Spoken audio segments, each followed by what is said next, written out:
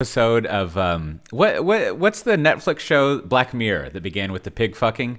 Like I think None of that in this house. Thank you. no. This looks like the episode Jesus that John Hamm is in, right?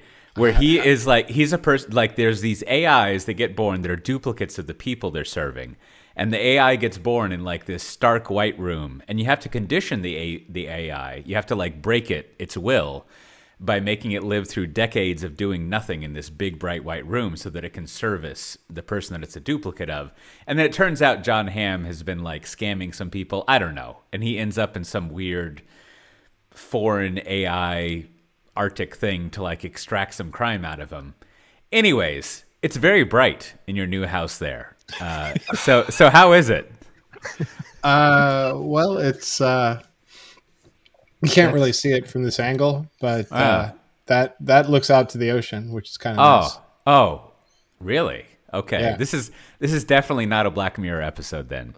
I think things are looking nice. Not just a white room, also an ocean view when it's not overcast and raining. So I guess the important question is, Matt Ray, how's the surfing going? Is that working I out haven't well? been surfing since March, so I need to get back onto that. But I feel like the Australian authorities might revoke your permanent residency if you have an ocean view and you haven't been surfing. It's not a near ocean view. We're actually farther away, but we have a better view now. That makes sense. Have you at least had like a flat white this week to kind of like? Okay, good. Yeah, yesterday. That's right. Yeah. Okay. Yesterday, the day before, the day before, the day before. Yeah. I like to keep my caffeine levels high, and flat white is the drink of choice. Have we ever discussed how it is that Australians became such like coffee schnoods? Like how that came about? Is it because they're close to the islands there where coffee is made, or no? What's the deal? It's from the 60s and 70s. There was a large influx of Southern Europeans. We have discussed a lot of Greeks this. and Italians, and they came and brought their coffee culture with them, and Middle Easterns, too. So everywhere you go, good coffee in Australia. To the fact that like Starbucks has trouble opening stores here. Yeah. Okay. They only have them in like tourist areas. All right. Really? Yeah. Wow. They've actually they I think they have actually shut down locations because Wow, this seems unheard of. So they've actually Starbucks has attempted to start stores and not been very successful, is what you're saying. Yeah. That's how it is around here, more or less. Like I would say that the Pepsi empire is much more successful than the Starbucks empire. Like there's KFCs everywhere around here. Australians love Burger KFC. Kings. Yeah. We had some KFC the other night, and I got to tell you, like KFC is like a fantastic 10 minutes of your life and then like 6 to 10 hours of regret. Like the ratio of payoff is just like it's a steep price to pay for how much enjoyment you get. Well, there was also speaking of the Pepsi empire, like Australians, they love KFC and they use the chicken salt on the fries here. But the other part of the KFC empire is Burger King, but they don't have Burger King here. They have Hungry Jack's because somebody had already name squatted Burger King in Australia when that part of the empire tried to land here. So now, okay, Hungry Jack's. So this leads to another question. They haven't shown him in a long time, but you remember that freaky character who looked like the. You remember in Beyond Thunderdome when Mad Max is exiled to the desert and they stick a big head on him? So like Burger King had a version of that with the king. It was like that big scary head, except there was no like. Right? It's still going. Is he? I don't know. I don't watch TV around here. But anyways, like does that mean so if it's Hungry Jack's is the name of Burger King, does that mean that king is King Jack? I don't know. And then Jack is short for Johnson? Like what is Jack a nickname for? John. Okay. Yeah. Not really John short. F. Kennedy was Jack Kennedy. I had this I guess discussion with my kids the other day. What is Ned a nickname for? Nathaniel? I don't know. Is I it? think it's Edward. I think it's Edward. I think you're right. Yeah. But my son Theodore, I've told him, he can go by Teddy, Theo, but he goes by Theo. But sometimes when he pontificates, he says, "Thank you for coming to my TED Talk." Oh, that's pretty good. All right, here's the Wikipedia. Ned is an English given name variant of Ed, sometimes short for Edward, Edmund, Edgar, or Edwin. So And of course, Ned Flanders, it's Nedward. Oh, it's fantastic. Anyways, how's the new house? Is it good? Good to hear, Matt Ray. I like your answer. That says the fact it all. that my office is set up in my bedroom, that's a big strike. Oh boy, it took Was me a this long like time an to after the establish fact that kind here. of decision, or was this like part of the walkthrough? Was like, oh, the office is going to be here, and then something. No, happened. no, You're it like, was oh, just kind of well. like, we overlooked the floor plan when we thought about, all the bedrooms are bigger. The house is in much better condition. The yard is amazing. The view is amazing. But like, If you allow me a follow up, it seems like the floor plan is pivotal in selecting a home or a residence. So to say that you overlooked it would be like, what were you actually then searching for? Like that seems like the thing you would be walking through. What is that? it was like, hey, we need a 4-2. And Okay. when you get a choice of about 5 4-2s a week, and they all have competitive bids on them, You got to move fast. you got to move fast. Yeah, I can of five? sympathize. So everyone has a bedroom, basically. Everyone has a one bedroom. master suite. Yeah. Okay, all right. Yeah. But, my wife and I both lost our offices. So that sucks. And my understanding is you had probably 20 minutes to move, right? Like 15 is what he said before. We had a walkthrough of about 15 minutes to pick it. Yeah. That's kind of like here in Amsterdam, where like you can. I mean, if you have the ability to not be forced to like move out by a specific date, or you start looking soon enough, or not soon enough. Anyways, you could look forever, but you've got to decide quickly once you find something that you like, because they go quickly. Yeah. So that makes sense. And we had an offer accepted on another house that was brand new with a perfect floor plan, but the location wasn't good. Huh. Yeah. So You don't want here that. we've got very walkable, good location. Beach views. Beach views. It's pretty nice, but kind of missing having a separate office. So you'll figure it out, Matt Ray. That's 355 days. That's how much. That's what's left on the lease. So Nice. it's still a rental. You haven't bought a house. Oh no, we wouldn't. Good Lord, You wouldn't buy a house, huh? I don't have $3.5 million burning a hole in my pocket right now. That's what this house would cost? Is that This what you're house? in? Yeah. Yeah. Oh yeah. Wow. And it's a 4-2. Man, talking to you makes Austin seem very inexpensive. Oh yeah, no, it my sounds wife's even like, less expensive than Amsterdam, which I probably would have guessed Amsterdam was more. No. Yeah, we talk about moving back to Austin, and it's like, oh yeah, it just we could easily get a nice $2 million house, and like I never would have said $2 million house, before. Yeah. Well, come you're on like back. It's here for you're like the Jeffersons. You're moving on up. That's right. There's no beach views in Austin, though. No, And there's also no beans burning in the kitchen, so you got that going for you. and the coffee not as good. Yeah. Not Well, and if not there's a reason walkable. to stay in Australia, that's it. Coffee's not as good in the United States. That would be fantastic. There might be a few other things, like the fact that college is going to cost me about $7,000 a year here, Yeah, that's a pretty good deal. as opposed to the $84,000 Columbia quoted me. So I was talking to my financial advisor recently, and I said, what is the deal if you're an expat? Like, how do you declare what state you're part of? And he was like, oh no, you don't get in-state tuition for anything. And I was thinking, like, what? How? That doesn't make sense. Like, my parents were like military brats, and they could pick a state to like be part of. Yeah. So like, it seems like It seems like there's some I wouldn't call it what's the negative version of a loophole? A crack? There's some crack in the law that's sort of like if a citizen Something that excludes you from a loophole. That's right. Like if No, a it's citizen like punitive Dow or something. It's like the opposite, right? It's yeah, like if a citizen yeah. is living abroad, they're still paying taxes. They're Yeah. a citizen. And then they don't I mean, I guess this is a nature of like the federalist system where states get to make up their own stuff. But like it seems like do we get like state tuition in DC because DC is a federal place? Like how does You're gonna go to George Washington University?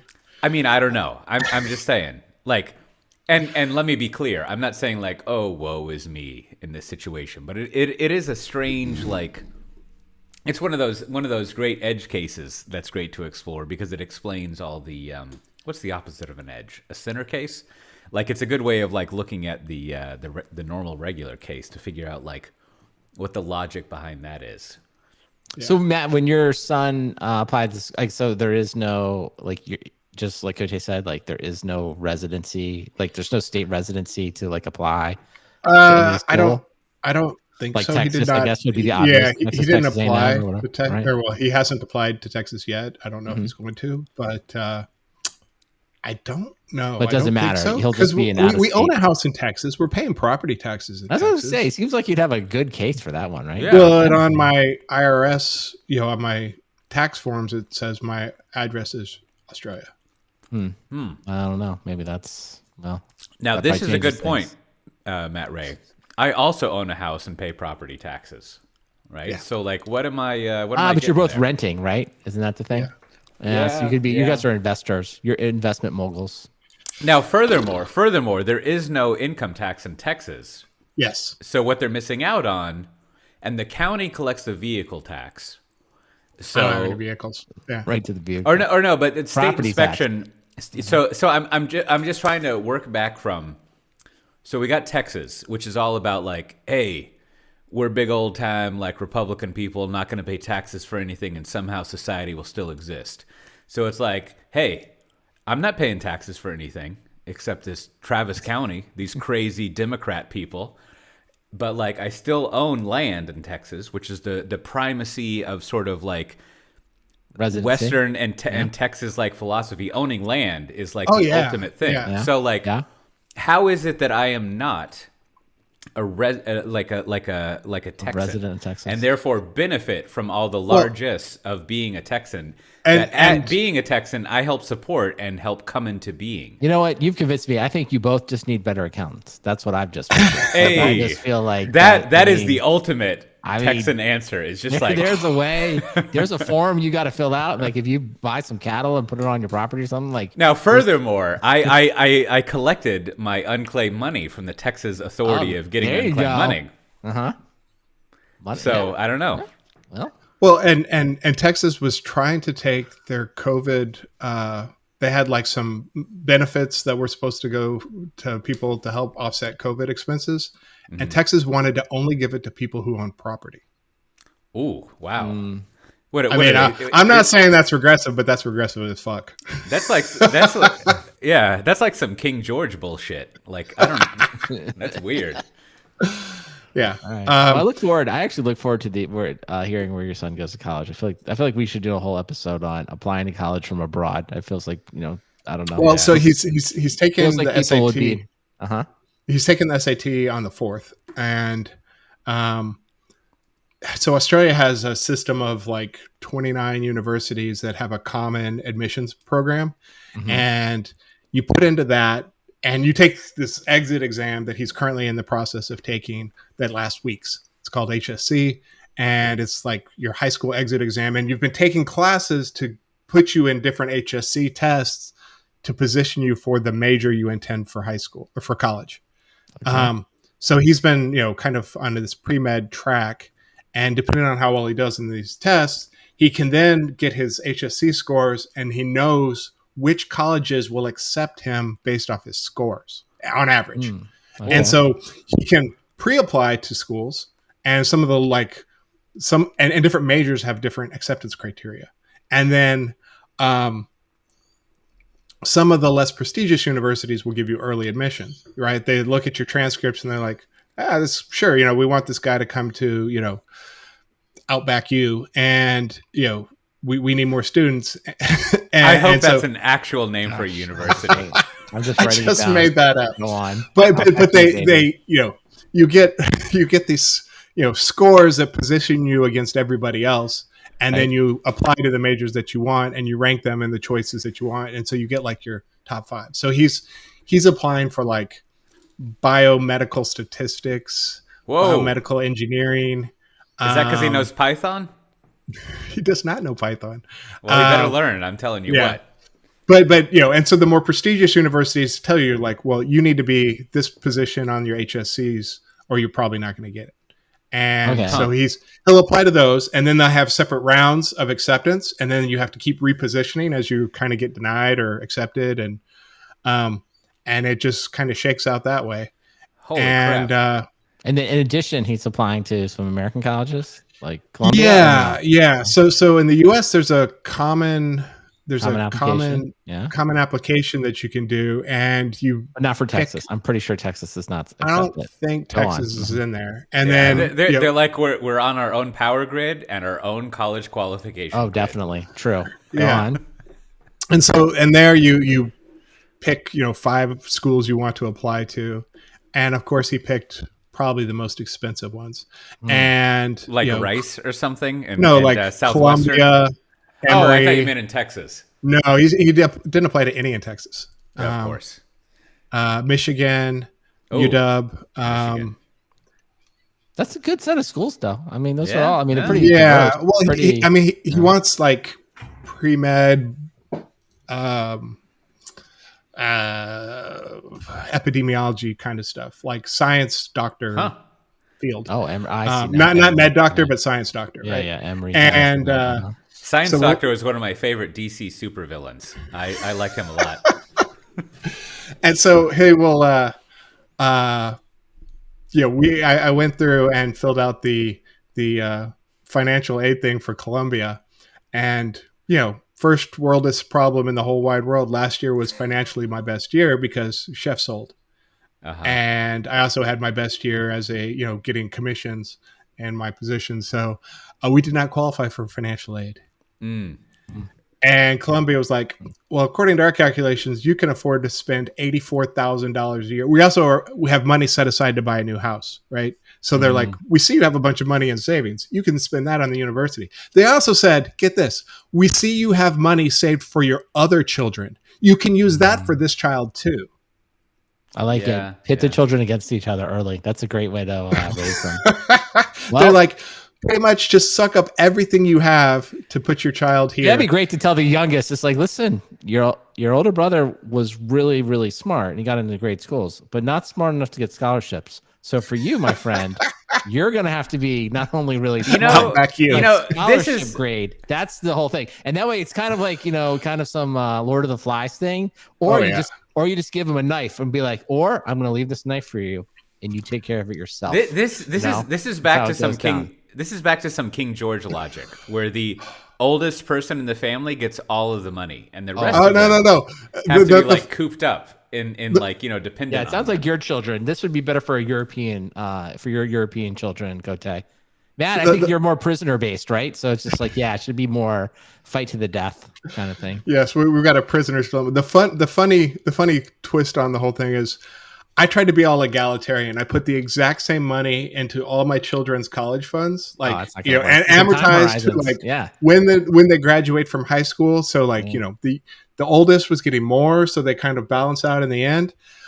But the 429 accounts that they were investing 529 plans, 529, whatever. Yeah, those were set to different mutual funds, right? And the youngest being the farthest away, he's killing he was in the most aggressive. So who has the most money? The youngest. Yeah. Although you can switch it, you can switch you can designate. What are you, Columbia? What you can do is you can designate your youngest to. What you could do is you could say, switch them and say like, I'm going to designate the account I have for the youngest. I'm going to make it for the oldest, and then I'm going to put the youngest on the oldest, and then that way you could let it grow. So you can switch them. I see. Yeah. That's smart. We're just waiting to see. I mean, He's not Now- going to Columbia. now- Even better, no, I love the fact you're bringing investing into this. It's like, guys, this is like venture capitalists. Youngest did better. He made better picks in his portfolio. What do you want me to do here? I like it's perfect. Now, can you? So now, Matt Ray. First of all, Brandon, I think our oldest kids have 8 years, 6 to 8 years before we have to worry about this, right? So Correct. Like, Yeah, we can kind need of like one great stock market. We need a great 8-year stock market run. well, or we need the like wacky wing of the Democratic Party who wants to like just make things better to like dominate and make win. school cheaper. Yeah, that's Right, true. right. So Either we've one. got a good runway to kind of like not stress out about this kind of thing. However, let's move on. Let's assume that like, in the course of our lifetimes, things get more expensive and difficult. Essentially, we'll Safe assumption. continue to happen. Now, Matt Ray, when you're applying to Columbia, do they consider the grandparents' financial situation? Because I think the grandparents can have a 529 or whatever, right? Yeah. Can you shuffle the money over to the grandparents so that you appear poor in the paperwork and they instead have that money? Like how, or can you set up a trust? Like what goes on here? Both grandparents told me they looked into 529s and were told by their tax planner or people that they're not good investments. Oh, right. So yeah. I mean, we probably could both, I am super fortunate. Both grandparents have set aside money for, for the kids. So yeah, we can't afford Columbia. But I feel like maybe what you could do is with the grandparents, like shuffle the money. Yeah. With the grandparents, you could be like, okay, I am going to buy you an HEB gift card of $1,000 a month. Right? So you get that HEB gift card, and then you take that $1,000 a month and you put it in the college funds, right? And then you got to start planning that farther in advance, though, right? And I think this is why I'm asking on behalf of Brandon and I, right? I mean, I have, just like you, Matt Ray, I have 5 kids I got to feed, right? So like, I've got a lot of out years where I can be buying HEB gift certificates to kind of like move this money around, and so like I could set things up so that like the college funds. Like, even if my kids want to go to a U.S. school, I mean, you got a whole other problem if your kid doesn't want to go to a U.S. school and you got the 529 thing. That's some bonkers BS right there. Then you got to pass it down. Use it. Yeah. No, not according to what I heard a couple of days ago. You're fucked, right? Like if like all you can do is your kids can inherit a 529, in which case they then have to send their kids to right. Or you can always take out the money you put in it at no penalty. And then you can pay the 10% penalty on. That's right. You can extract the principal, right? Yeah. So, but you still have to pay taxes because it's pre-tax money. So if you extract it, you've got to pay taxes on the principal plus a 10% penalty, right? Yeah. Which is just like, you might as well have like spent money on a credit card and not paid it back at that point. Like, so like, you can set buy up a house scheme. in Australia. Yeah. So, anyways, that's your problem, Matt. If you had bought a really, really expensive house in Australia and you had a lot of liability showing, now your whole situation would be different. I know. Right? I know. They're like, have you not been following the podcast where we talk about how like, when you get super, super rich, like all you have is liabilities. I'm surprised you're not in that category yet, where you're like, I don't make any income. I just have a couple $1 million in loans. Yeah. That's all I have, and my stock options that go up, year after year. So. Yeah, this is very valuable information we're getting, Matt. I appreciate it. This has been like a little college counseling with Matt Ray. I like it. I know it sounds like, as usual, we're just like throwing a bunch of stuff at you, but like we're getting value is what's good. Happening here. So should we start the show at some point? Probably should. We should get going. Don't you want to? Yeah. Well, this can be a reoccurring segment where you find out that my son, just kind of blows off the U.S. I kind of think I want him to go to school in Australia so I can learn through you. I can learn more about what it's like to go. Well, the good thing about Australia, I'm going to say I'm cheering for that. And if you don't mind, Coach, you missed it. His son made a brief appearance that will hopefully be in the after show. But if you don't mind, maybe tell your son, like, hey, it'd be better for the content of the show if he went to school in Australia. How about this? So maybe we'll give him the first ever Software Defined Talk scholarship. Maybe it's $500. I don't know. It won't be very much. I think maybe the motivation is that if he goes to a school in Australia, we will print him up. Every year he will get a hoodie that says Outback U on it. Oh, and yes. I think that's I got to say, we may be onto something here. Outback U may be some merch we need to get behind as part of it. I'm looking it up now. And maybe that is. Maybe Outback U becomes the college fund for your eldest. So, well, Outback University, the second link is Outback Steakhouse. I think Outback U's motto is at least it's not Hobart. It's probably they could go with that. It looks like Outback University is a campsite. all right. Well, we can maybe probably take that over. Maybe there is no Outback U. Well, there should be. Not yet. That's an immediate hoodie idea. We're not going to print T-shirts. Anyone can do that. Hoodies. We need to have all right. all right, I'll get on it. Outback U. Love it. Well, and to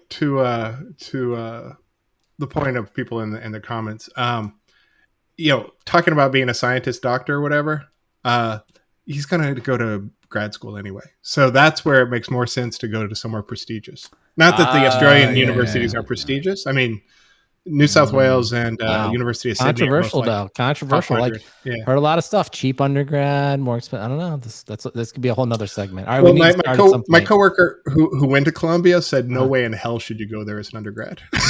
I've heard the same thing. I had heard the same thing. It's kind of wasted on undergrads. Also, my son has never been there. Let's do a quick check-in. What do each of the three of us have a degree in from college? I will start. I have a major in philosophy and a minor in English. And here I am. Brandon, yourself? I have a double major in computer engineering and mathematics. Okay. So that is relevant to your current employment. Matt Ray? My first degree was geosciences and a minor in environmental engineering.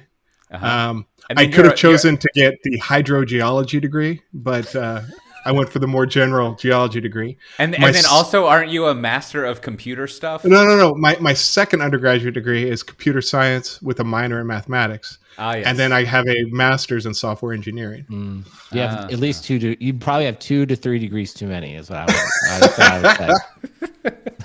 I don't know. I don't know which 3 are unnecessary, but I'll let you. You should just pick 3 out and be like, "That's it. I only have 3." Yeah, mathematics. It's always good when my kids pick up a rock and they're like, "Dad, what is this?" And I'm like, "I don't know." And they're like, "Wasted time." So Brandon, when it comes to math education and like schooling with your son, are you just like, "I got this.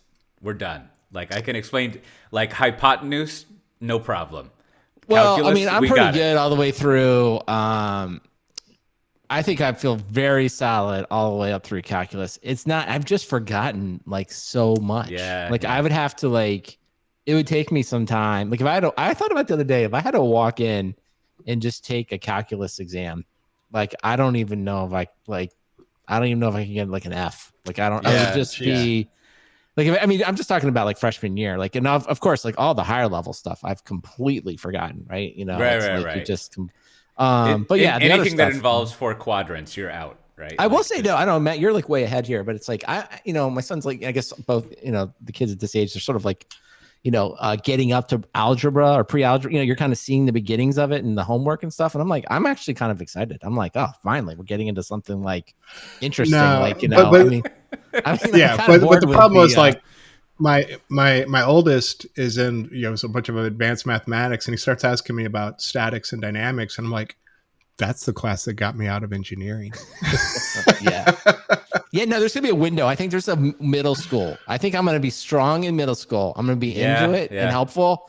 And then I think when he gets in high school, I'll be like, I'm done. I'm out. Like I'm like, you're on your own. You got to learn this stuff like everybody else. Like, Cormac is working on fractions now, and he had some homework that was, I told you my credentials, philosophy and English. So I barely remember what it was, but it was basically like, go from improper fractions to mixed fractions or something like that. And I had to go like look it up. And it was pretty like how do you divide fractions? And like the way you divide fractions is you just like flip the second one and multiply. And I feel like math should try harder to be more complex than that. Like that's just a little like anyways, but like at some point you're just like, hey, the answer is Excel. That's what you tell them. Like, Exactly. I feel like, hearing y'all talk, at some point my kids are going to have to read some literature and write an essay. And I'm going to be like, hello, this is what I can do very well.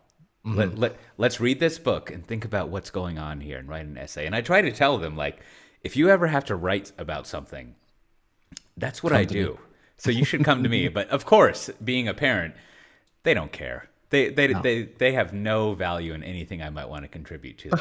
Well, that's where I'm useless, because like my wife's undergrad was English and she was a technical editor. So she, you know, oh wow, that'd be tough as a parent. She handles all that side of the house, and then they, you know, my oldest comes to me with my math, and I'm like, meh. You know, and then they're like, "Can you fix my iPad?" I'm like, meh. Yeah. Like I guess I did have one moment of triumph. This past Friday, Cormac had to do he had to record some sort of like musical performance, right? And he was upset that he didn't have instruments or anything, and I was like, hold on.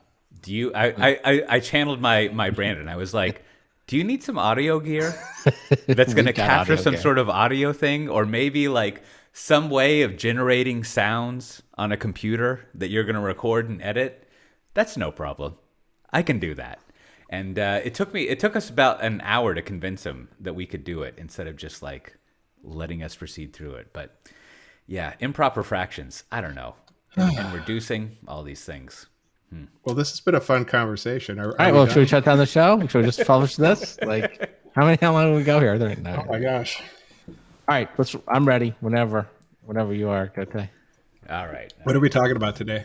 2 ads. Well, we have reInvent, and then the Jedi contract in Web3. Actually, give me a second. I need to go get some water now. Okay. All right. I'll be back too. I'm going to get something. All right. Well, this will be great. This will be exciting streaming. Are you in a different room? Where's your TVs? Bum bum. They're kind of off to the left, to the that way. All right. I'll be right back. Right. Your left. So why do we call it 1 quarter? I have no idea. That's a good question. Outliers. They had to run. I'll be back. Too much talking.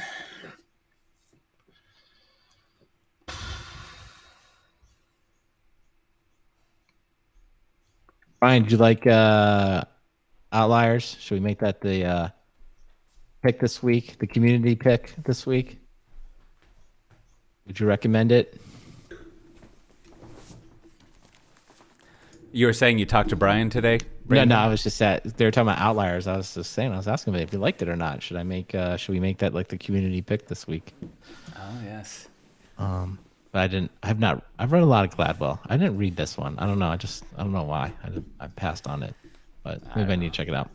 I think I reached peak. All right. Brian says he loves it. So we'll make that, put that in the listener feedback section. All right. I'm improper fractions. I mean, that's the right word for it, right? You reduce them, make them look nice. Sure. I feel like a lot of math, exists because Excel didn't exist. Like the idea of a fraction is just like a fraction only exists because it kind of like looks pretty. Whereas if you had like just like a decimal, but we get into the whole 0.75. Get into the repeating, remainder, right? And sometimes only a fraction is the only way to represent the actual number, right? Wow. Huh. Breaking it out for you, Kote. I mean, just incredible mathematical, right? That is that's like some Plato shit right there. You can only say 1/3, 1/3 cannot really be represented well as a decimal. Or I never read like Wittgenstein or Heidegger, but I feel like you have just gone over a fundamental concept that like the way that you write down a concept, just the sheer mechanics of how you move your hand and the ink ends up on the page, like creates the ultimate truth of that concept, right? Like writing 1/3 is much more valuable and means a lot more than 0.33, right? Like, and it's impossible to write 0.33 repeating, but 1/3 implies an infinite number of 0.3s. Wow, that's amazing. Incredible. Although you topped up your wine, right? You can do the old 0.3 bar over the 3, and then it just repeats. But again, it's just still not the actual number. It still never resolves. I anyway, never we got to finished start at reading, some point. Like, all right, I'm all right. gonna have to go. At some point, Kote, you're gonna fall asleep in the middle of the show. So Yeah, that's true. all All right. Okay, here we go. ready. Let's do it. So I've been thinking recently. I heard this on the radio, a song. What's everyone's problem with Billy Joel? Like I every time I hear one of his songs, maybe except that We Didn't Start the Fire one, but like that's kind of like, you just kind of like not a big deal there, right? That's like a late, kind of like the last major song I think that he had, right? But all of the early stuff, I mean, I guess you could call it like schlocky, but like it's pretty good. Like you hear it on the radio, you're like, I know this song, it's good stuff. I mean, it's almost like schlocky compared to what, right? like what is our baseline for like good music? Like it's definitely not like Beethoven. Like no one gives a fuck about that anymore. No, right? Like no. And like schlocky compared to like, I don't know, whatever a Post Imagine Malone Dragons. is. Yeah. Like it's just like, I mean, it seems pretty good. And yet, like, I'm not sure that there's that many people who would be like, oh yeah, Billy Joel, fantastic. Like, it seems like a pretty easy target to like dislike. This is a conversation we've had driving around in our car, listening to the radio here. I don't know if it's because we don't have like KUT to listen to all the time, but we listen to a lot more pop radio here, and they're heavy on Billy Joel and Huey Lewis. Which yeah. My youngest asked, "Is this hip hop?" And I had to explain to him what hip hop was. For the record, Huey Lewis, not hip hop. I feel like maybe there's like some alternate Alan Moore comic book world where like Huey Lewis turns into like a hip hop legend. Like Which is funny because, like, I read this article about Huey Lewis losing his hearing, he's got like really bad tinnitus in Rolling Stone, and I felt really bad for him. But then I was like, well, and he's like this figure who's other musicians really like him and everything, but similar, right? It's kind of schlocky, just kind of a fun kind of music, but It's not what I'm going to listen to day to day, but there's nothing. But has Billy wrong Joel with it. been especially called out? Have I missed something? Is he? I don't remember Billy Joel. I don't know, being any better or worse standing than most. I don't know, pop musicians that have aged. I guess I think just haven't heard anyone recently like praise Billy Joel, right? Like, well, actually, one of my children asked the other day, when did he die? And he's not dead. He's still alive. Not that, yeah. That seems okay. Well, maybe that seems bad. I think Phil Collins falls in that boat too, right? Absolutely. But the thing about Phil Collins is you have like the old school people who are like, back in his Genesis days, that was the shit, right? And they're like, they try to make him much cooler as somebody who's like sold out, right? But I don't know. Some of that old Phil Collins that kind of rocks too, right? So I think what I'm thinking of now is we need a super group composed of Huey Lewis. Definitely, he's always in it, right? Yes. And then you got Billy Joel and Phil Collins. Yeah. Now you got drums, you got piano, Huey Lewis on the vocals. Yeah. And, okay. So we need some guitar. Now I don't think Sting plays guitar, so we're not going to throw him in there. He's a bassist. Yeah. No. So I think Sting might be on like one song. He comes out and does that, right? Sure. But we need a guitar. I don't know who the guitar is, but there's plenty. Eddie Van Halen. Okay. He's dead. Okay. Okay. Is he's he? dead. Yeah, he died last year. Oh, sorry. I'm sorry to hear that. Should have been paying closer attention. And you've got how about the guitarist from In Living Color? Probably wrong genre. Too much. He's not. Bernard Reed. Yeah. Probably not the same. Rage Against the Machine. Tom Moore. No, probably. Tom Morello. Probably not a good Tom. Yeah, probably not a good mix either. I'm sure. Hall & Oates. Yeah, they can be part of this. Hall & Oates, yeah. Another underappreciated, sort of thing. Maybe we throw in some Howard Jones. There's a whole bunch of those folks who you're like, were they really that bad? It's a guilty pleasure kind of thing. Yeah, and I think if you threw Ice-T in there, you'd really have a fantastic act. right, we'll end it on iced tea. That seems appropriate. I didn't know you were a Billy Joel fan, Cote. That would not have guessed that. I mean, I think I just realized this tonight. We listened to KUT, or as they say, KUTX, over the internet, and they were playing that Heart Attack ack, and I was like, this is a great song. I like this song. And the Piano Man, that's a good song. I don't know. Just seems good. There's a lot of Elton John in there. Oh, Elton John was another. All right, well, everyone, I don't really have any segue here. I won't try to jam one in. I'll just ask you to go support our sponsor at Strong DM. They can help you secure everything. Check them out. They didn't start the fire, but they'll tell you who did. Hey, well said. Well said. They didn't start. That's just fantastic. All right, whenever you're ready to put the fire out, Cote, go for it. All right. Well, I think we should carve out some time to go over reinvent predictions. So I want us to try to save some. But before we get to that, I don't know what's happened, but I read a lot about Web3 recently, right? And so I want to work out my understanding of what's going on here, which is to say, I mean, I barely understand like how a blockchain works, right? My understanding. Let me just. I'm going to rely on you two to tell me that my metaphor is correct, right? I feel like a blockchain is almost like a notary. Now, what a notary does is you go to a notary, and a notary only involves two parties, sort of remotely three. Let me stretch it to say a notary involves three parties. So one, you have yourself, right? You go to a notary, and all that a notary does, and I've gone to a notary many times. I don't know what, I went to a notary here in Amsterdam, which is a totally different thing. It's a weird experience compared to an American notary. But an American notary, I think they pay some money to the county. Yep. And they probably sign something, and they have a book. And then they buy one of those awesome stamps. This is a feat of mechanical engineering. That stamp that you push down on, and normally the stamp is facing upward for the ink pad, but when you push down on it, somehow the stamp swivels away and it goes down on the paper and stamps the ink on there, which I think is just like, whoever invented that, I'm sure they were inventing it and they were like, I'm going to change the world.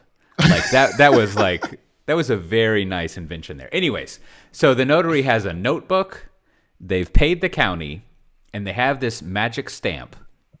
And all they do is you sign something in front of a notary, they look at your driver's license or other identification, and they sign that you said you were Michael, you showed an ID that said you were Michael, and you signed something.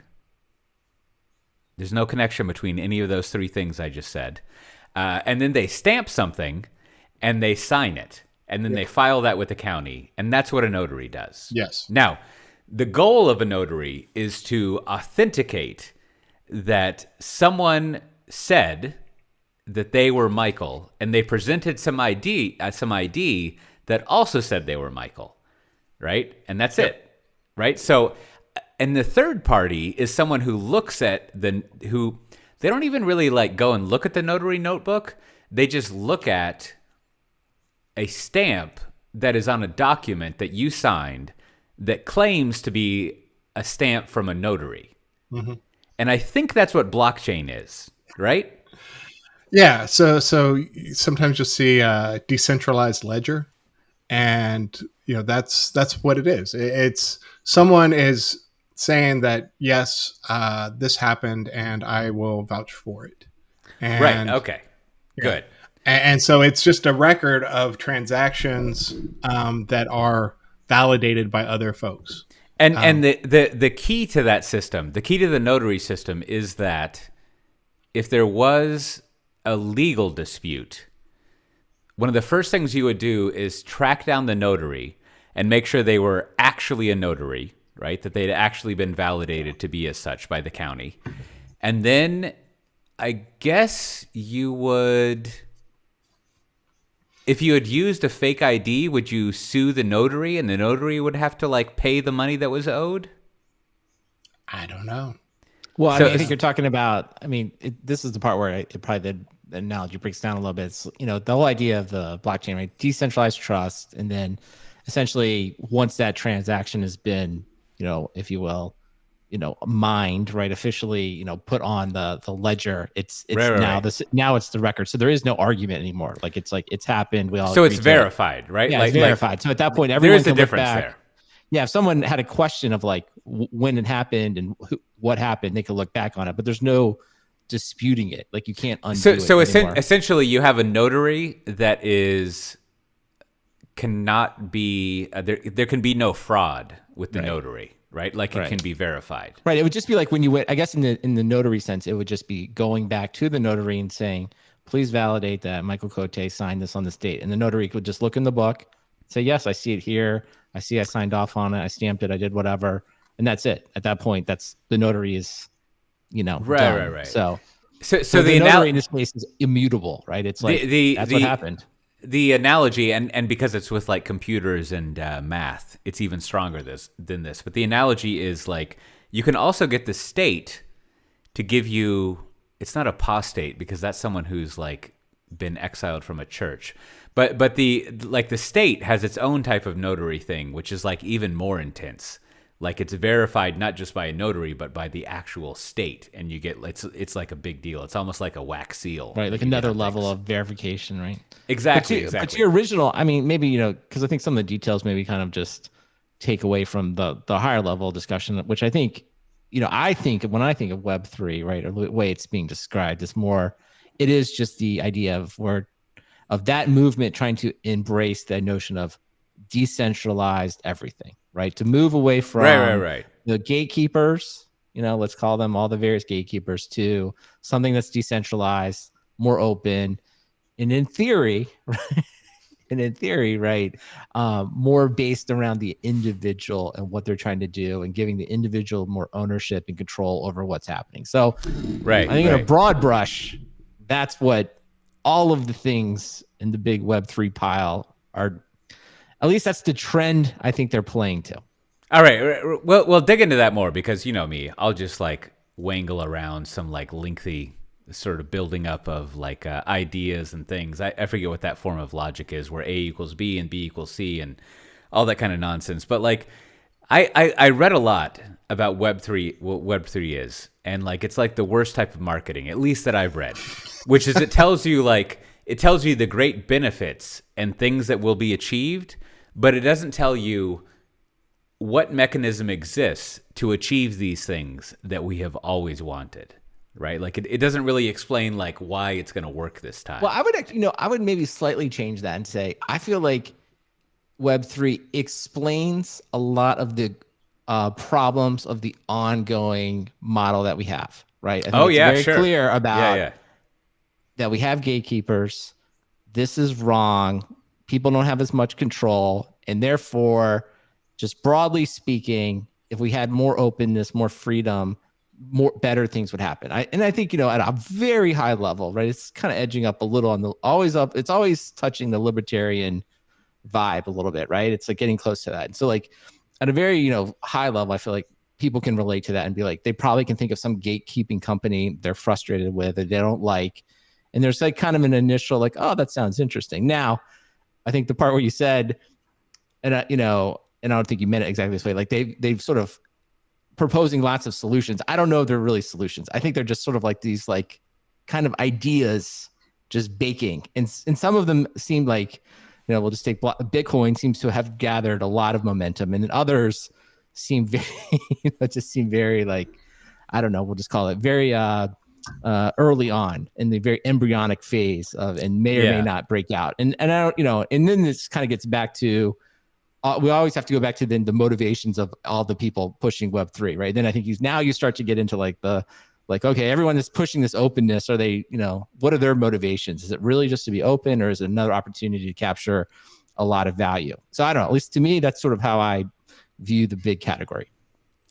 Right, because it seems like the benefits of this Web3 stuff is that you no longer, well, I mean, we can just condense it. You no longer are dependent on Facebook to be the place where you go experience the internet. Right. Like that seems to be like the main thing, right? Is Or that Google, like, but I think you say the same thing. I think people say the same thing, like Google for ads, Facebook for social media, and just you can kind of go on and on, right? LinkedIn for social, professional social networking. Just this idea that like each one of these major platforms has some type of gatekeeper that we use to like, put things out, or whether it's like, publishing, any like written format on Medium or written on LinkedIn or something like, you're turning over the ownership, or posting your photos. That's another common one. It's like, hey, those photos are your photos, right? Like you should always have the copyright to those, right? And that's sort of where the NFT thing comes from. Don't put your photos on, for us, it would be Flickr. Remember, we all went through that disaster, and now it's Instagram or whatever, right? Don't put them there. They're your things. And so that's, I think, the constant refrain that you hear. But I think the problem is there's this intentional mishmashing of the idea of like a decentralized web with all this like Bitcoin and NFTs, and like for some reason, those things are required for Web3. I mean, if we go back and start talking about things like Tor and BitTorrent and some of these personal web things, or Filecoin even, there are ways to distribute data that goes around a lot of these gatekeepers.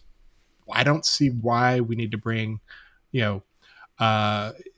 graphics of smoking gorillas into the conversation. That's not keeping, that's not why I'm avoiding Facebook, right? It's, I mean, do they somehow like mechanize this and make it more accessible? I don't think so. I think it's just, I think there's a whole bunch of shysters that are glomming on to the idea of people being frustrated with the current state of silos on the internet and just grifting dollars off the edges. And I think the two things that are kind of intertwined there, I think, are decentralization and speculation, right? Like, and I think they're not really related, but I think because they're always, but it's really happening simultaneously, right? It's like, as we kind of talked about, like, okay, we can all understand that some benefits to decentralization would make sense, but at the same time, that then opens up this massive opportunity for speculation of like what will be valuable. So whether it's the Bored Apes, whether it's NFTs, whether it's Bitcoin, and that's the part I think that's like, it's both for me, it's both a source of like FOMO as well as just sort of like confusion. It's like sure, I wish I had invested in the Shiba coin or whatever, right?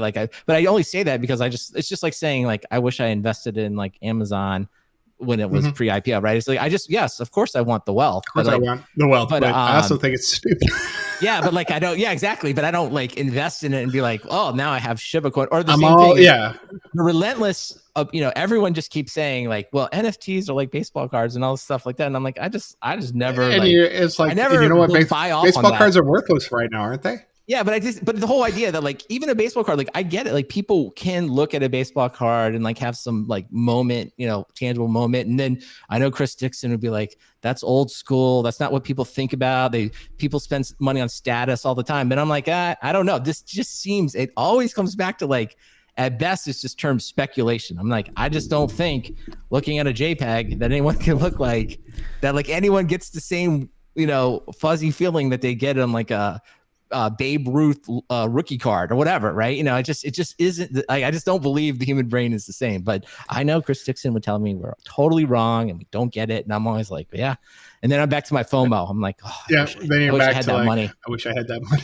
I wish I had that money. Now, both of you are making me realize that when I was reading over, trying to find out, like, I go to Google, which I guess is going to be replaced by Bitcoin or something, and I'm like, there's two searches I had, which is like, well, three. I searched for Wiki Web3 because I figure Wikipedia must explain it, right? And if you go read the Wikipedia entry, it doesn't really explain it. It more explains like what would you call it? Like the news around Web3, like how it came about, what people say about it, like its history, how it relates to 1 and 2. But it doesn't really explain like how it works. Right. And then I searched for what is Web3, very similar results. Right. And then I searched for how does Web3 work? Now, that was kind of interesting because it was like apparently there's some like JavaScript library called web3.js, and I was like, I'll read a little bit of that, but that was basically just like you can talk to some Ethereum API, which I barely know what that means, right? But Right. what both of you have made me realize is that like I never once read what I would be doing with Web3. Like I sit down and I open up my Web3 browser, and now what? Right? Well, okay. Like I think like there's- what You go it to is like Facebook. what do I do? I think there's a couple of things. One, I think the reason, the explanation you're searching for, I think just frankly doesn't exist. It's not a coherent thing yet, right? It's just I think it's a set of ideas. But I think if you were to say, what is the closest thing that manifests, it would be Ethereum or ETH, right? With the idea that like, say you and I in a Web3 world, we wanted to agree on a contract, right? Like, you will pay me when this thing happens, right? So in a Yes. Web3 world, we would come up and we could do something in Ethereum, write some smart contract or something and figure it out. And we would do all of that in the open on Ethereum. And then that would be completely decentralized, right? Everyone could see if we did it or not.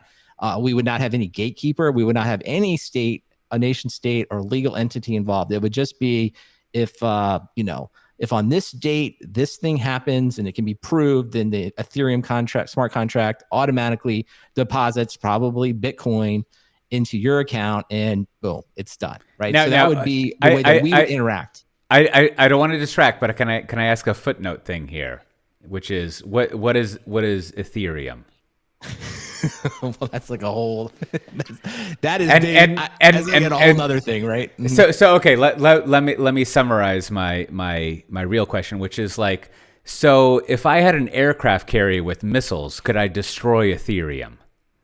No, it would I would have to destroy all computers everywhere, right? Yeah, like there's no way to track down. Yeah, it's the same kind of. I would just say, I mean, a shorthand because I think a lot of other people listening to this would be better to explain it, and there's lots of explanations. But I would just say it's a shorthand. It's sort of a different blockchain from Bitcoin, but it's if you will, it allows you to build in smart logic, right? It's not just a currency, but it lets you kind of build in a whole set of rules. And some people refer to it as like the world's largest computer. So essentially, you can basically create rules, you can execute those rules, and then kind of enforce them in this world. Of course, it has lots of problems. It's really slow. Takes a really long time, and there's lots. So like there's basically like a definition, a standard of how things operate, and then based on that, an aircraft carrier can't take it out. It's distributed across the globe on multiple computers. Like it has extreme redundancy, right? Like there's no single point of failure, or there's not even like 500,000 points of failure, right? Like there's I'll give you two answers. Everywhere. Yeah, it's completely distributed. And I think that's the way it is. Now, not to go down the Ethereum rat hole, but there have been various problems with Ethereum in the protocol, especially in the beginning. So what they ended up doing, there was like basically a bug in it and people were stealing it, basically getting the money without having to, through these backdoors. So there have been times when the people that kind of own Ethereum like jumped back in and did kind of change it, sort of like as a overall thing. And then there was a lot of controversy.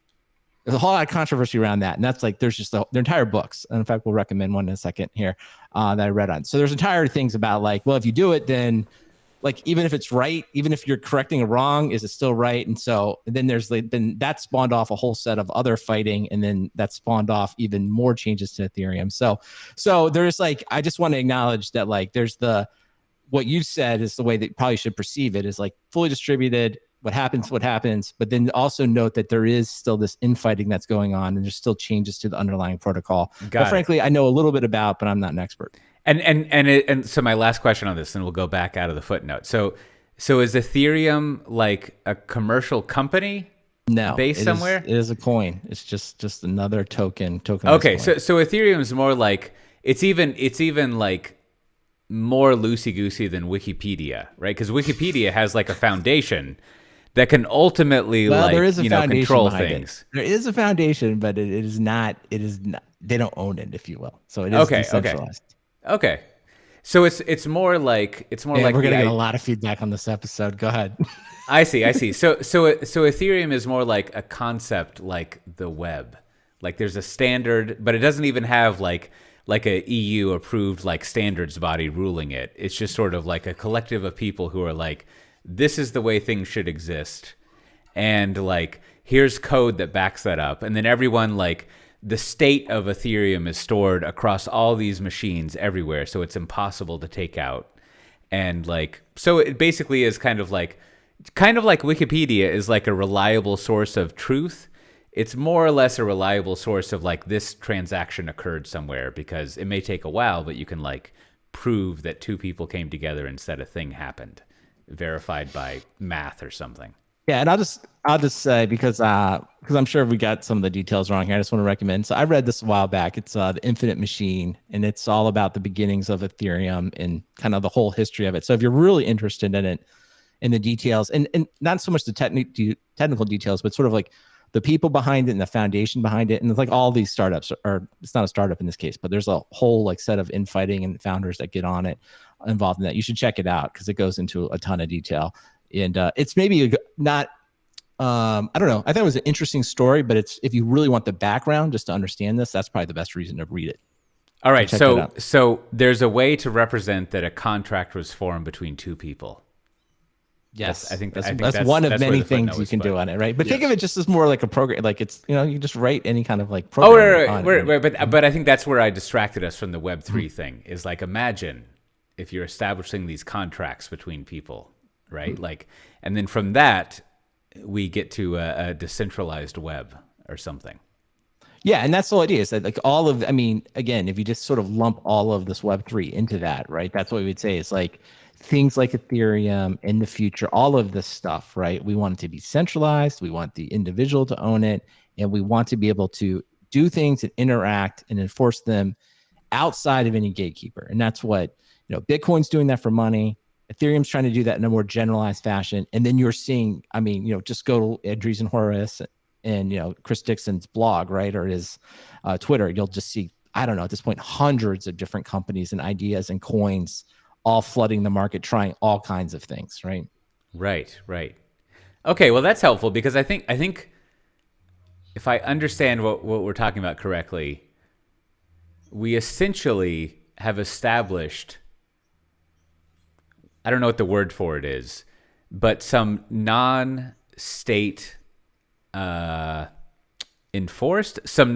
endorsed way of declaring what the truth is. Yeah, and we should, like, maybe the one we should talk about, because it was, we put in the show notes here, was a group of people came together and they formed a DAO, which DAO, which is basically essentially a group of people agreeing to a set of constraints, right? With one goal. Their goal was to buy a copy of the Constitution, right? So this is a good example. So they came together. They basically, I can't remember exactly what DAO is, like, just I'll look it up in a second. But essentially, it's like a group of people saying, like, we're going to do this, but they codify all the rules up front. Like, okay, if you're part of the DAO, this is what's going to happen. And their goal was to buy the Constitution. They raised something like, I think it was like $40 million to actually do it. But then what happened was some other billionaire bought it, just straight up like a regular transaction, bought it. So they missed out on it. So that's just an example of a group coming together trying to do it. Now, what is interesting about that, though, is they're trying to get their money back. And so now you get into like the real nitty gritty of Ethereum. I guess to like get their money back, you basically have to process a transaction, and the minimum transaction fee to actually get it back is $50. So if you donated $200 and you wanted your 200 back, which they want to give it to you, it'll cost you $50 to process it. So there's a lot of like people making fun of that, right? Like, it doesn't work. But that's just a good example of like a group of people. Even, I mean, there's so many things we have to like disqualify here. It's like, I don't know why they were trying to buy the Constitution.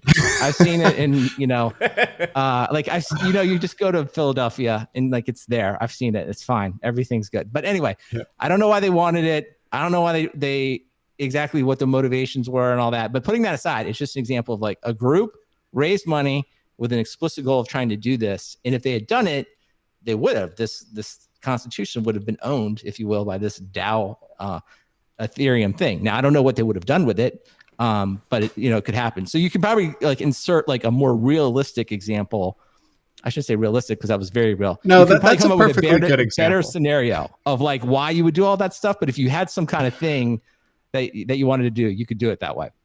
Yes, it's a perfect example. No Right. practical use case. I don't know. I still don't understand it. I'm still totally confused about the motivation. I didn't understand I got the mechanics of it. So, I guess you could use that to make an analogy to VC investing, right? Like in the sense that the mechanism of VC investing is that there's probably a notary involved. There was a legal document signed, and I know everything's more complex. It's basically like, I'm going to give you $100, and that's going to buy, I'm going to keep this simple. That's going to buy 10% of your company. And so therefore, if the value of your company in the future becomes like $1 million, as I said, I have a philosophy degree and a minor in English, so I can't do this math. But at some point, if your company is worth $1 million, I will be able to cash out and make all of that profit. And then additionally, I'll have a board seat, which will allow me to give direction to the company.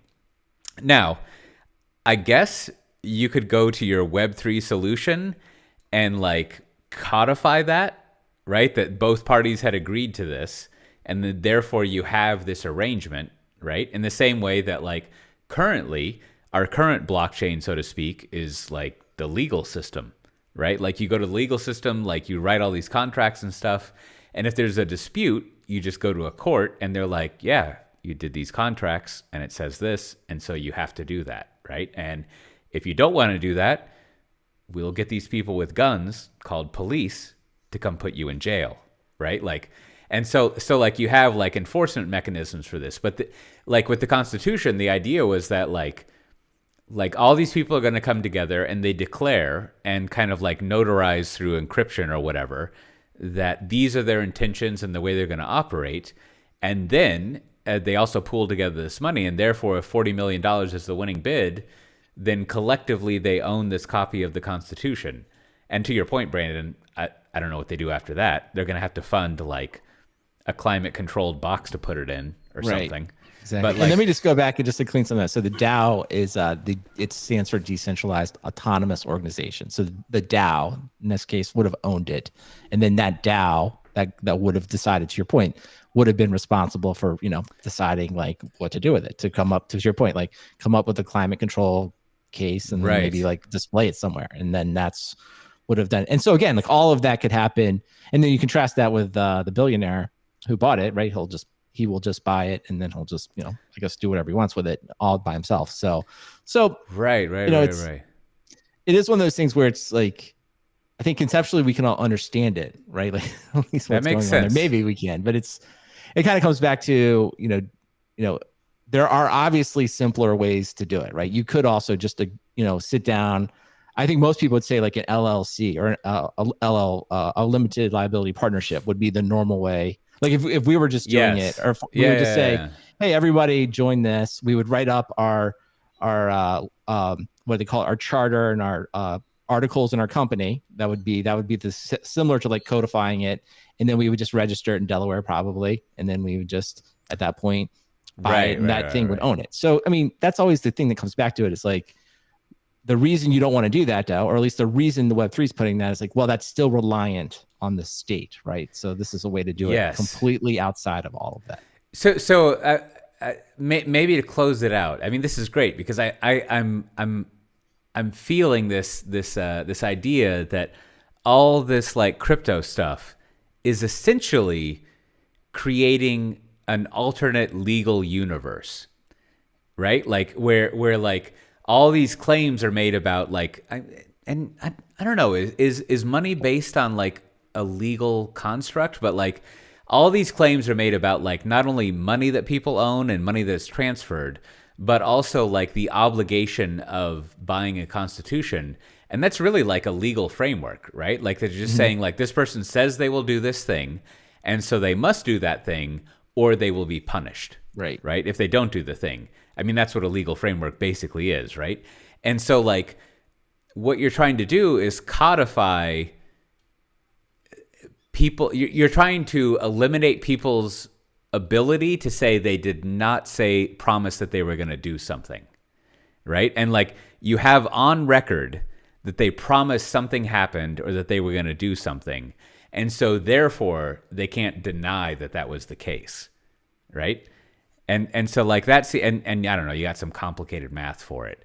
And so if you accept like that legal framework that like, if you said you were going to do something, then you must do it, then you've got like this fantastic, like computational driven legal framework to do stuff, which sounds fun. And then you can decentralize it, right? Because like you're not reliant on one central authority, be it Facebook, state of Texas, or the Netherlands, to like say that something happened or like adjudicate to decide that this is the truth of the matter.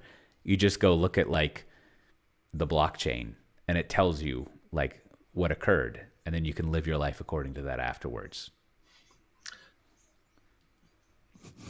I think that there you go. I think it's a good summary of it. Ryan, do we get a lot of things wrong there? Is there anything that we messed up in a bad way? I mean, of course, you could also just be like, I don't know, that's some funny internet bullshit. I'm going to go back to the real world. That's where I'm at. It's like, how's your fraud story? How's your enforcement story? Oh, there's one. Yeah, or it's just like, yeah, you don't like that? Call the police. Tell me how that goes. Exactly. I don't know. I struggle. I mean, I'm definitely on that side of it, but also at the same time, it's like there may be, like this. I think of it like this, almost like I didn't even put in the show notes here. It's like, before there was the mobile web, as we know it with iPhones and Android devices, there was like WAP. Remember that? And then like it sucked. Yeah. But you kind of always knew, like when you're kind of playing with it, like the WAP sites, you're like, eventually I could see something good coming out of the WAP. I didn't like see the iPhone coming or anything, but you just kind of knew like, there's something here that eventually would be good. And I think like, I don't know, the Bored Apes, I don't know if it's fair to compare it to like WAP or something, but it's like, yeah, that doesn't seem like the right thing at all. But like maybe something emerges out of this at some point. And But I don't know. I mean, once there's a way to enforce like people showing up at your house and taking you away in handcuffs, then it'll work, right? Like, but then it won't be decentralized, right, exactly. But until then, it's sort of like, I mean, and there's edge cases like I have all this credit built up in the system that I can buy things with, and like I saw a video of like some guy like in El Salvador buying a beer with his phone with Bitcoin, so that's almost like buying milk. Yeah, and so like there's ways you could enforce things by shutting it off, but. And I, the only analogy I can think of is that like there was a time when buying stuff on the internet seemed crazy. And then through a combination of like technology that made it actually secure and people just accepting it, that's what we all do now. So that was a huge shift in like this conception of something. I don't know. Who knows? Yeah, no, I'm with you. I think you're right. I mean, we'll see. Time will tell. We'll see what happens with it. All right. Hey, everybody go. You probably need to learn some Python or some other programming languages to write some Ethereum. So everyone needs to go see our friends at CB2 Nuggets, and they'll teach you some stuff. I need to see if they have some Adobe Premiere training in there. Yeah, that's right. For the maybe for your audio for your kids' projects, right? Like we had some training. My kids use iMovie. It's good enough. It's good enough. All right, Cote, whenever you're ready. Well, I think to summarize, if you don't have guns, you can't set monetary policy. So let's move on to the next thing, which I think is next week we have AWS reInvent coming up. Now, I think every year we like to throw out some predictions here about what's going to go on, and I think amongst the three of us, I don't know if you agree with this, Matt Ray, but I think Brandon is the most enthusiastic about AWS predictions. So I'm going to start with him. So what's going to happen next week, Brandon? Well, I think, the biggest question is, to me is, obviously Andy Jassy. To me, he retires as a legend, first ballot Hall of Famer on the keynote, right? I don't think we've seen anyone that quite give a keynote, at least around one company in cloud, like that before. And so my first question is, does Adam decide to try to replicate that, or does he go his own style? So my prediction is this that is like good. I think it's impossible to replicate. I think you shouldn't even try. Like if I was him, I wouldn't even, I would be like, hey, you gotta get away from it. So he's gonna go like Tim Cook, right? Yeah, my prediction is, I think that's a good example. Like just much like when Jobs retired there from Apple, that Tim Cook brings in like lots of different leaders to give like parts of the keynote. That's my prediction. Is Adam sort of is more like a host, right? He's bringing in now let's hear about infrastructure, and now let's hear about AI. Let's hear about that. So to me, that's the biggest question, because I do think if he does try to do the full Jassy DAO, I'm going to be amazed if he can. I mean, I talk about like having a high bar. If he can both do it and do it in a way that's even remotely as good as Jassy, I will have nothing but respect from him. So that's my number one thing. Give us just brief background. What's the background of this Adam guy? Where's he come from? What's his deal? Like what? How does can that? Yeah, so he worked at Amazon, I guess about for Jassy for for about, I think it was like 5 or 10 years. I should know what it is, but basically he was the COO of AWS. But then he left and went over, and it's Adam Slepsky is his full name. So he went off, became CEO of Tableau. Of course, we know Tableau did really well, and then took that public, and then ultimately that got sold off to our friends at Salesforce. So then he returned, and I think that in itself was a surprise. I'm sure we talked about in the show, was that they didn't hire someone inside. There was probably plenty of people that wanted that job, and we know, we've talked a couple of times that like lots of people, at least at the high level, I don't know if I should say lots, but there's definitely been much more leadership changes in AWS than I would have guessed. Right? We saw people leave for Microsoft and people going to other things. So it's for sure. I mean, he's come in and not only brought in new people, but he's clearly bringing in, I don't know if he's bringing in new ideas. That's my biggest question as I think about it, is it running exactly the way it was before with just some people that he's brought in from the outside, or are some of the outsiders trying to change things up? Because the other thing, something I care about for my day job, is they actually announced a new partner lead. So that's another thing. Like, so the person that was kind of running partners for Jassy has now been, I'm going to call it promoted, but he's left to go work at Amazon, the retailer. So it kind of looks like he's going to go work under Jassy in some function. So I think that's the biggest thing, is like, and my other prediction is like, will some of these new people not actually get speaking parts, right? Will we see somebody that was maybe new to AWS in the last year, other than Adam, actually come out and give some speech? So I think that will be a big tell about like the direction of AWS.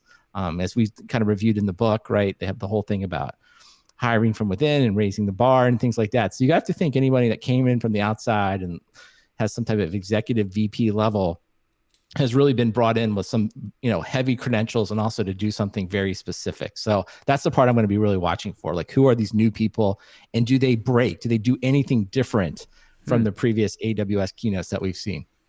Yeah, that's interesting. I hadn't thought through that, but you're right. This is like, I mean, obviously, like there's a big transition at Amazon, like Amazon, the whole company, and AWS, which we like, which is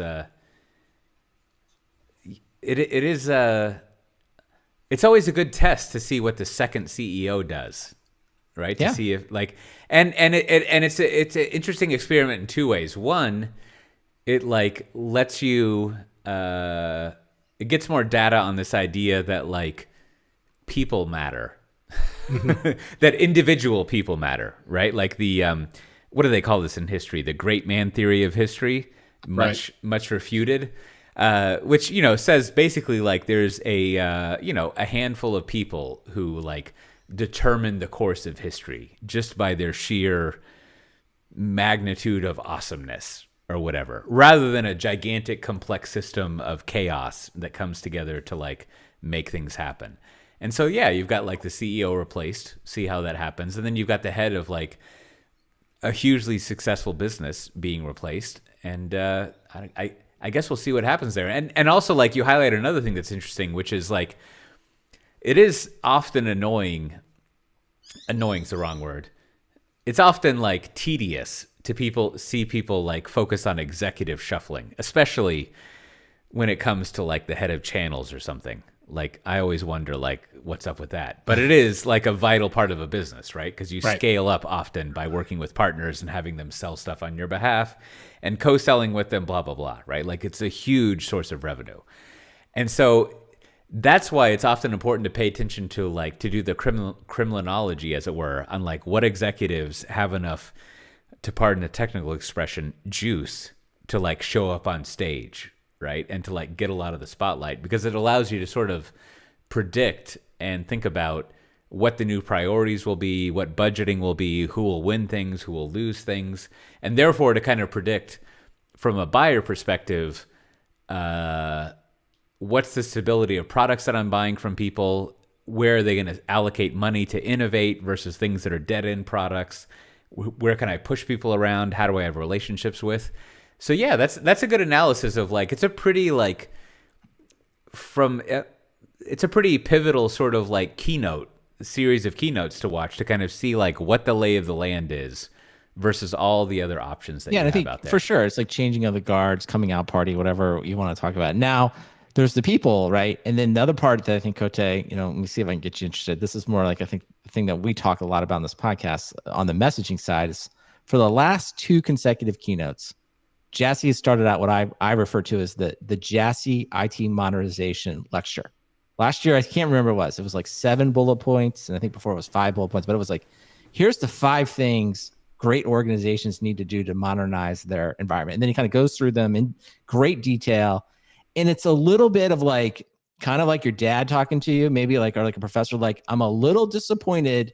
I have to say this again, that all of you do not understand how important it is to modernize, but in a nice way, in a very, like, polite but direct way. He's given that speech. I really wish you'd start using our satellite. Yeah, and it's a little bit like, if you just kind of, like, pick it up, it's like, I don't understand why we're not making more money at AWS. If you people would just do what you're told and move your workloads over, right, we would be growing even faster. Yeah, and then it's nice, like, but it's super polite. It's very polite.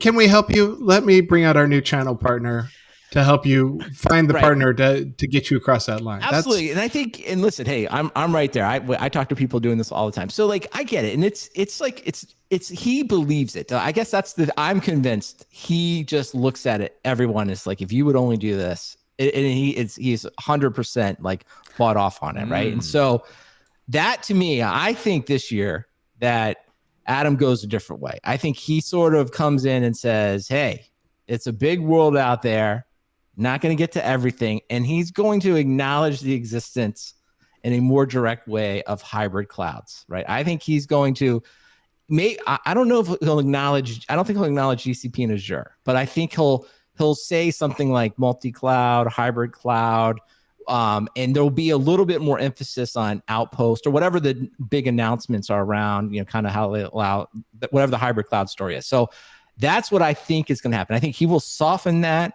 and be more like, hey, like more like a big brother. Hey, we can't get to everything, right? But let's just get what we can do today, right? Like, we're not going to try to get all of your stuff, but we should do more than we're doing today, right? I think it's going to be, and that to me is like the biggest question. Like, does he soften the stance a little bit?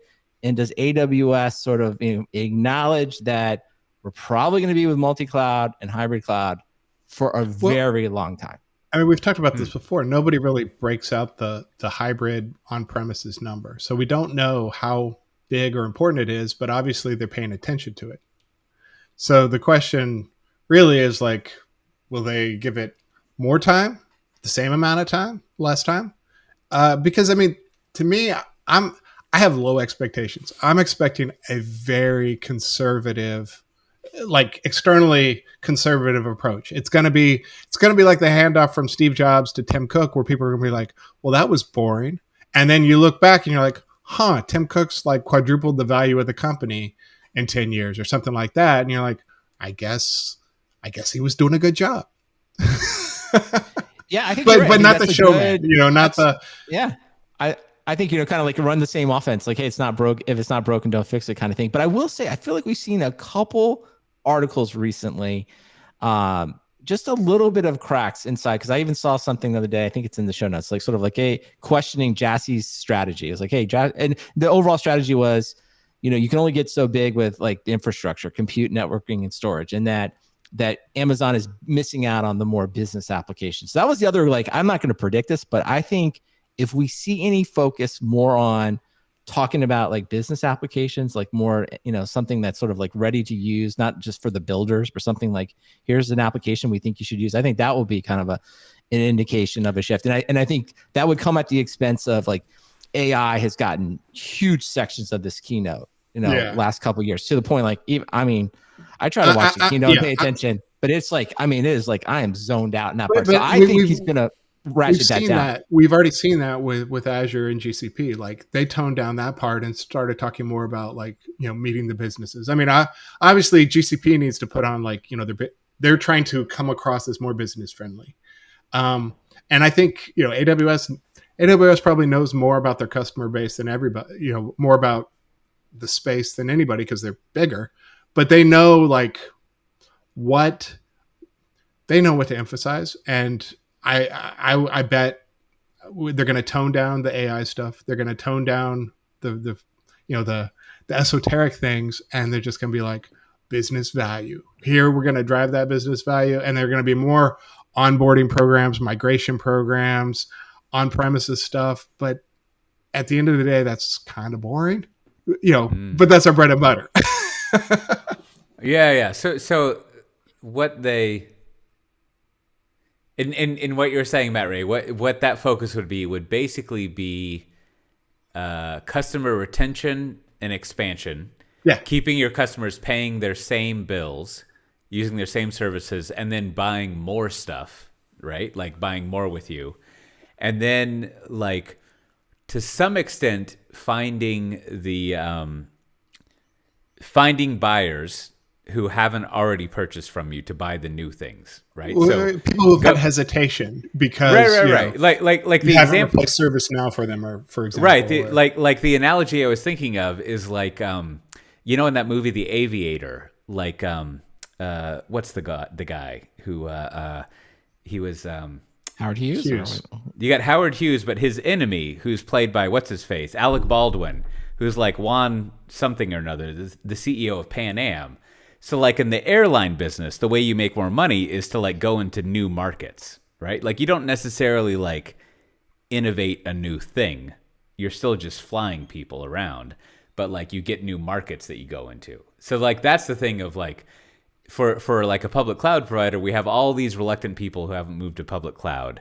So we just got to go out to them and be like, hey, everything's cool. You should just move your workloads to public cloud and be hybrid and multi-cloud. So like this whole public cloud or die thing, sorry about that. You're fine. You're still alive. You should just use our services, right? So like you're just taking what you currently have and like selling to the laggards or the mainstream or whatever, right? More on ramps. Yeah. Yeah. And then maybe the minor thing that you have is just like wackadoodle crazy new things like AI that like are really interesting and new, and by percentage high growth, right? Like growth from zero is fantastic. Any growth you have from nothing is always great, right? And so like you have those kind of things that early on you use as like your high growth sort of like thing that you're paying attention to, but eventually you reach this point where like you're not really like always coming up with a bunch of new things. You're just like addressing all the people who just like want to run applications, and they want something that, to use a Kubernetes community term, is boring, right? And is normal. So at that point you sort of like tone down all of your like, everything is awesome, here's a bunch of like, here's 500 brand new things talk. And you're just sort of like, hey, what can I do to get you into a new house? Right? Like, I don't have a revolutionary new house. It's just a house. Like, how can I help you move to this house here? Right?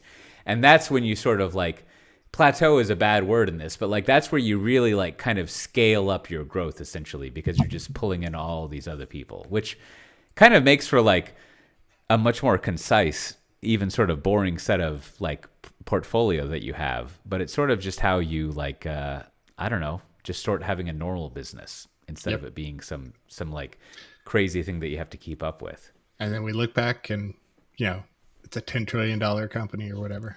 Exactly. That's how you scale things up, which is like it also informs this idea of like the founder at a tech company, right? Like a founder is really valuable for getting up to that plateauing point, right?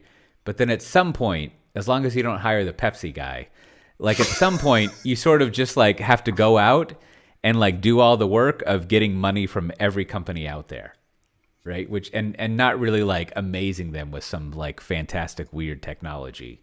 You've just got to kind of extract that cash out there, or just get everyone to buy like an iPhone or whatever, right? And that's the exciting, boring work of like becoming a $1 trillion company. It seems like maybe, I don't know. Exciting, boring. Next week. Exciting, boring. Yes. Well. All right.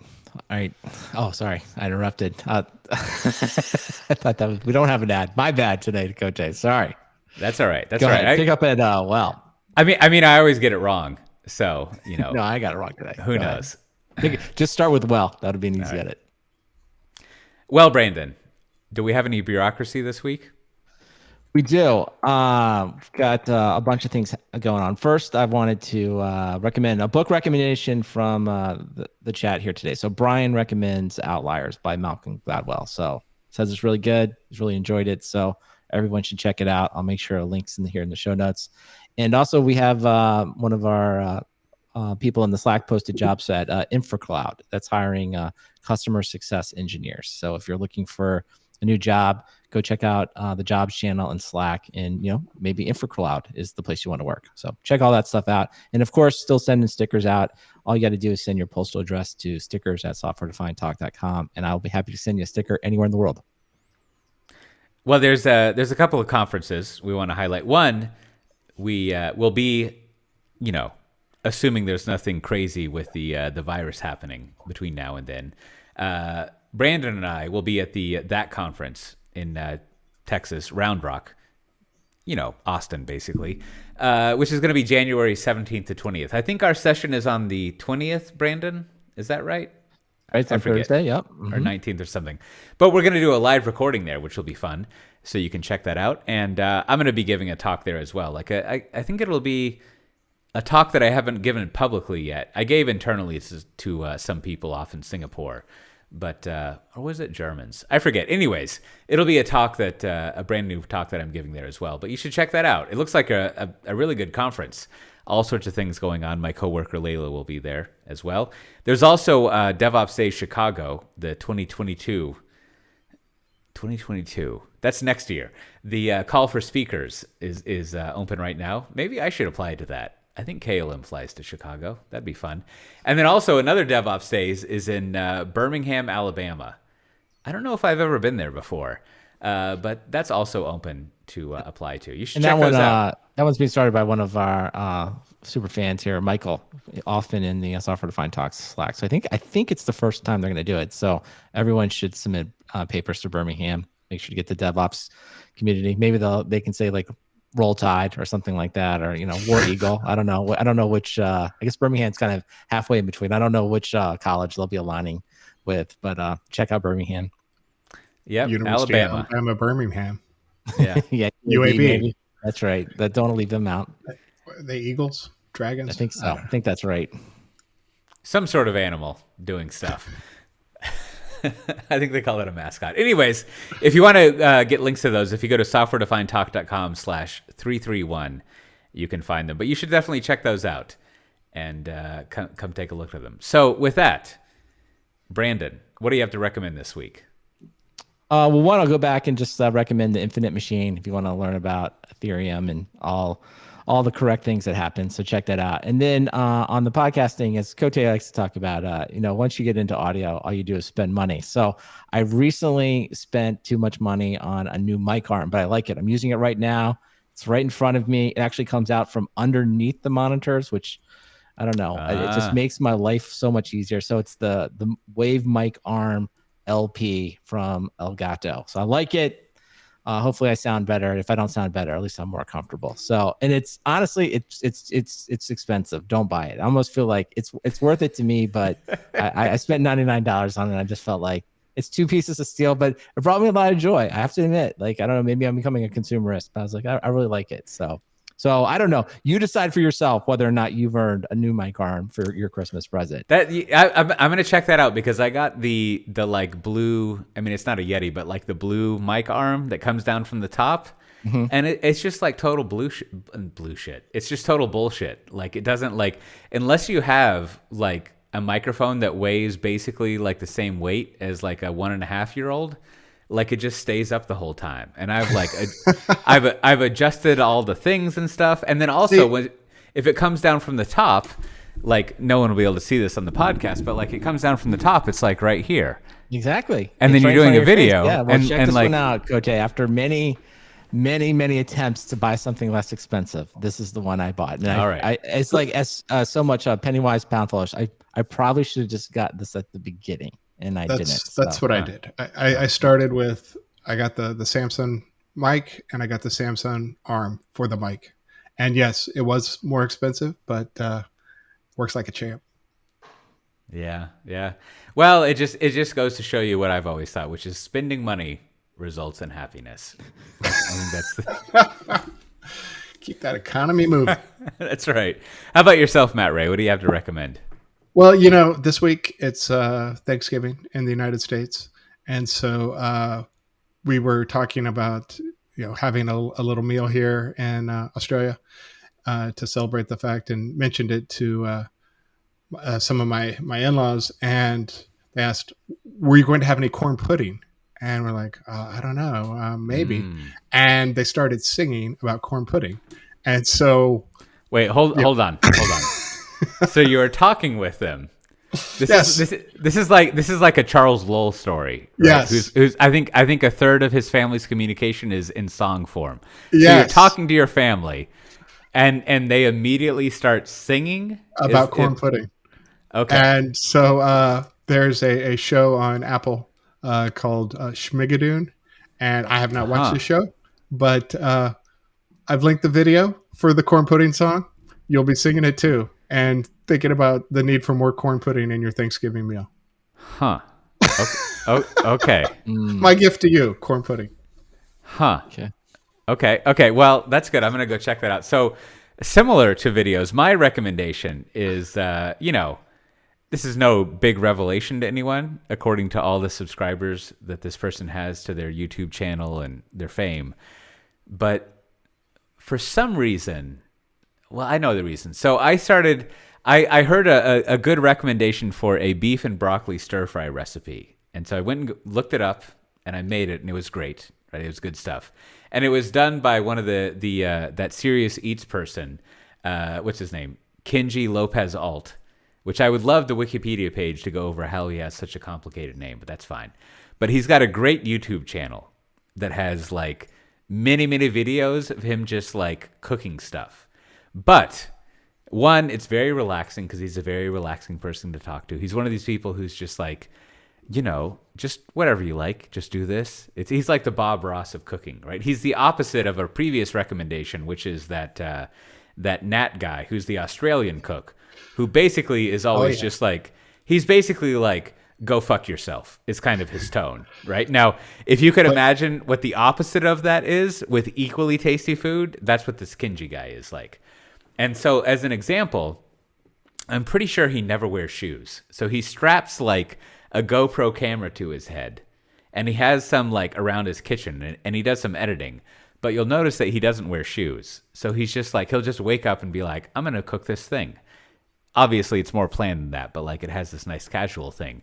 And then the ultimate thing that makes him like a very calming, fun person to look to is like this one moment. I forget which recipe it is, but he cooks one recipe and he always feeds his dogs. He's got these 2 dogs. He's got like some old little dog, and he's got also this old like is a Shar-Pei the wrinkly one with the wrinkly face? Yeah, because a Chow is the one that's like a little lion. So he's got this Shar-Pei, and I guess the Shar-Pei can't like jump up or catch food. So Kenji here is eating whatever recipe it is, and he takes his fork that he's been eating with. He like drops some food for the little dog, and then he takes the fork and puts some food on it, and he puts it in the mouth of the Shar-Pei to eat. And then he just keeps on talking, and then he keeps on eating with the same fork. And at that moment, I was like, this is one of my favorite people who has ever existed. He's so casual, and like he's just feeding the dog, eating after. He doesn't care. He's like Kristoff in Frozen, who's just like gives the reindeer some carrots and just keeps eating them too. Like it was great. So I found myself on a dog walk when I wanted to like calm down. Like I had my phone in my pocket and I was just listening to the Kinji cooking show. It was just like some kind of ASMR-ish type of calming thing to listen to. So anyways, also like he only cooks totally unhealthy food that looks very delicious to eat. So you should check those out. Make some of the recipes. They're very good.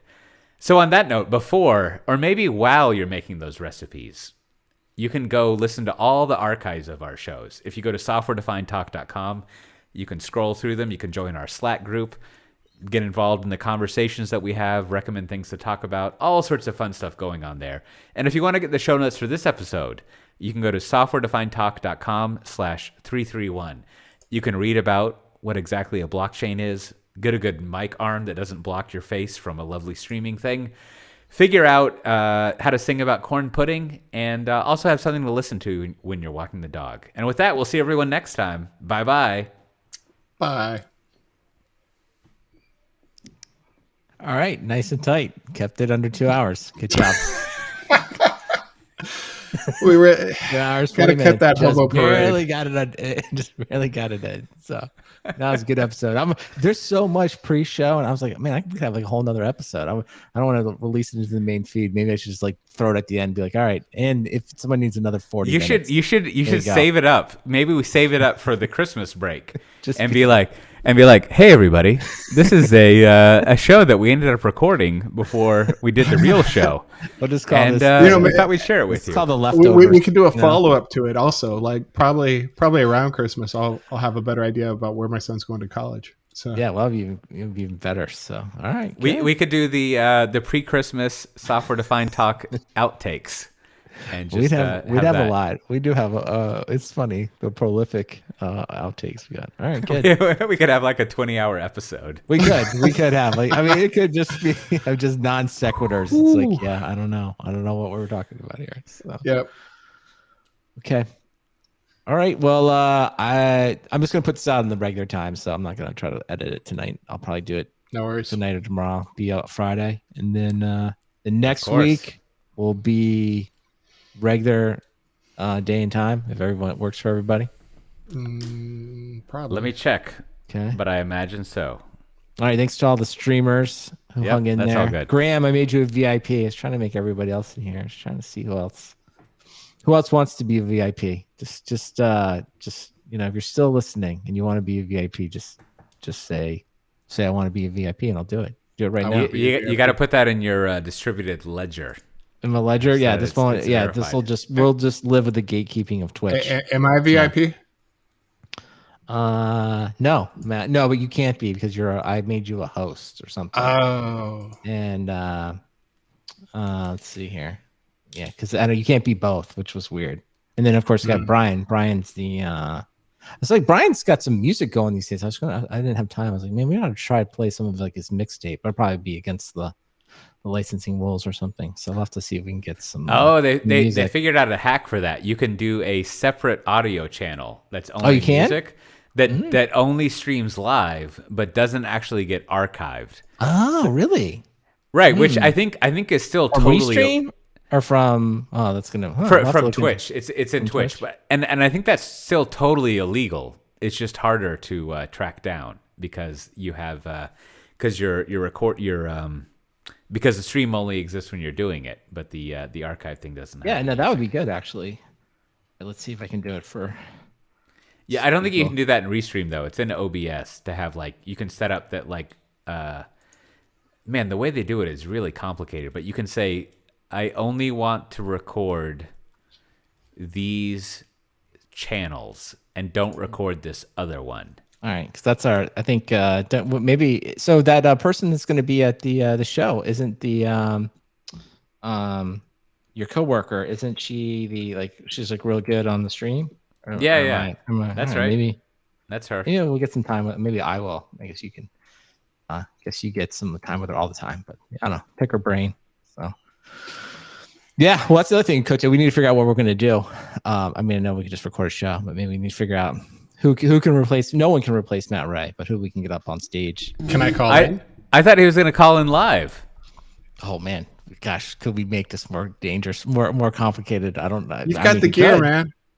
Whew, I don't know. However, we have to see what the time is, though. I mean, we know the time.